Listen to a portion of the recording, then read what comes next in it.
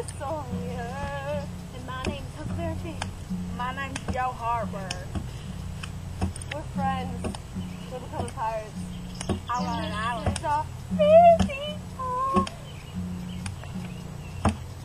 Tom's mind was made up now. He was gloomy and desperate. He was a forsaken, friendless boy, he said. Nobody loved him. When they found out what they had driven him to, perhaps they would be sorry. He had tried to do right and get along, but they would not let him.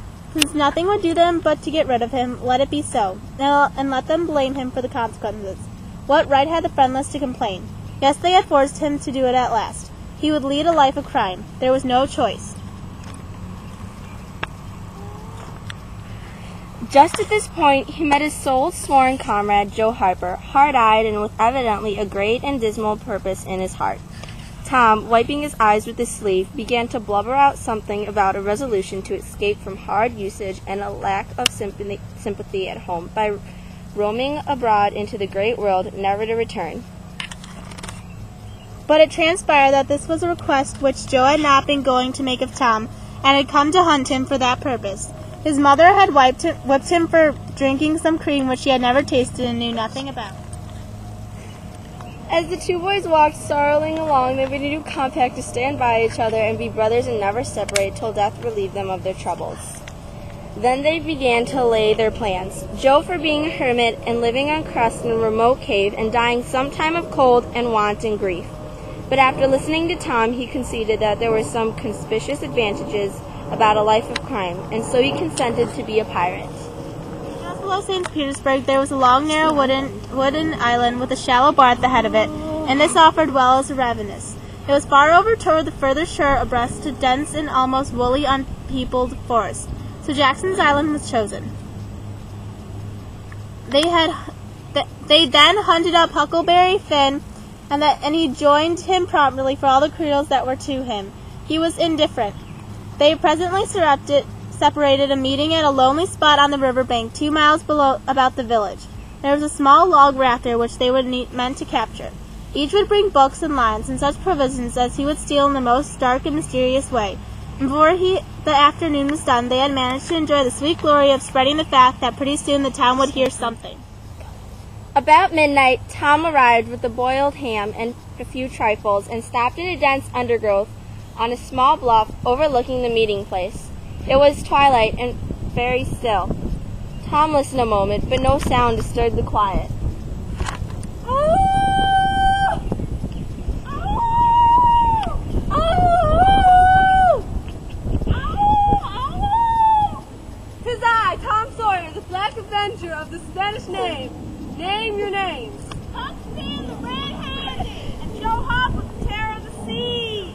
'Tis all well. Give the countersign. Then Tom tumbled his ham over the bluff and let himself down after it, tearing both skin and clothes to some extent in the act. The Terror of the Seas had brought a side of bacon and had about warmed himself with it getting there. Finn the Red-Handed had stolen a skill and a quantity of half-cured leaf tobacco, and had also brought a few corn cobs to make pipes with. The Black Avenger of the Spanish Main said it would never do to start without some fire. They saw some fire smothering upon a great raft 100 yards above, and they went swiftly thither and helped themselves to a chunk. They made imposing adventure of it, saying hist every now and then, and suddenly halting with a finger on lips, moving with hands on imaginary dagger hilts, and giving orders in dismal whispers that said if the foe stirred, so to let him have it to the hilt, because dead men tell no tales. They knew well enough that the rascals were all down at the village, laying in stores or having a spree, but it was still no excuse for their conducting things in an unspiritual way. They shoved off presently, Tom at command, Huck at the after oar, and Joe at the forward. Tom stood amidships, gloomy-browed and with folded arms, and gave his orders in a low, stern whisper. Lock and bring it a wind. Aye, aye, sir. Steady. Steady in it, sir. Let it go off point. Pointed it, sir. It was no doubt understood that these orders were only for style, and were not intended to mean anything in particular. What sails she carrying? Or sail, sir. Stand her all up. Lay it down. Half a dozen yells. Come on, let me now. Aye, aye, sir.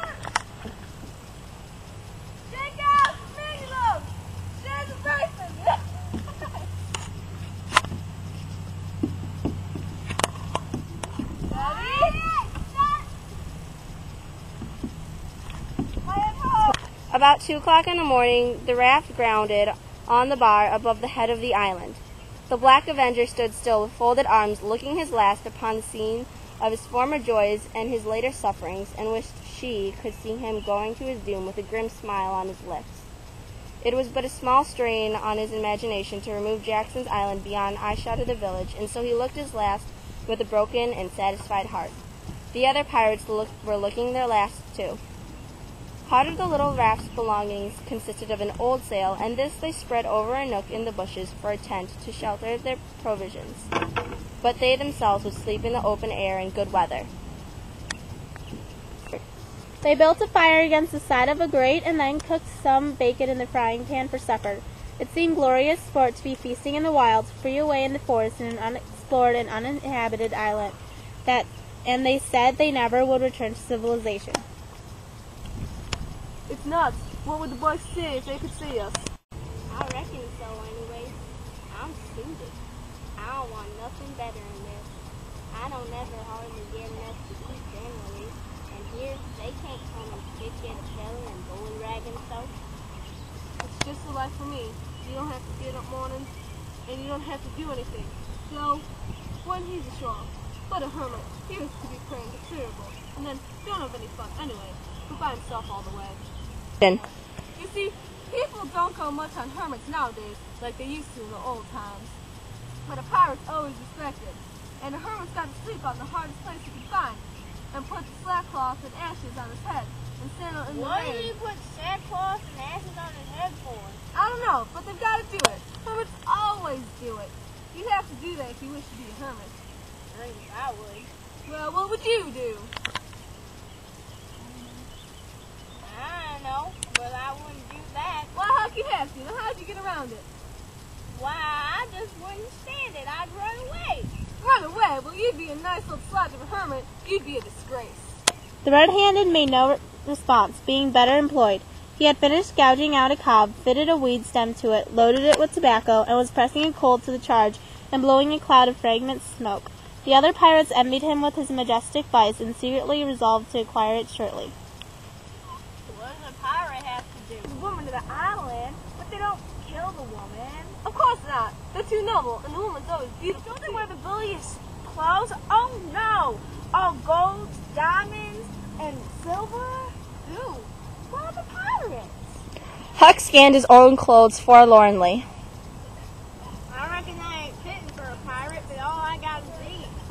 But the other boys told him that the fine clothes would come fast enough after they should have begun their adventures. They made him understand that his poor rags would do to begin with, though it was customary for wealthy pirates to start with a proper wardrobe. Gradually their talk died out, and drowsiness began to steal upon the eyelids of the little waifs. The pipe dropped from the fingers of the red-handed, and he slept the sleep of conscience free and the wary. The terror of the seas and the Black Avenger, the Spanish main, had more difficult in getting to sleep. They said their prayers inwardly and lying down, since there was nobody there with authority to make them kneel and recite out loud. Then at once they reached and hovered upon the imminent verge of sleep. But an intruder came now that would not down. It was conscience.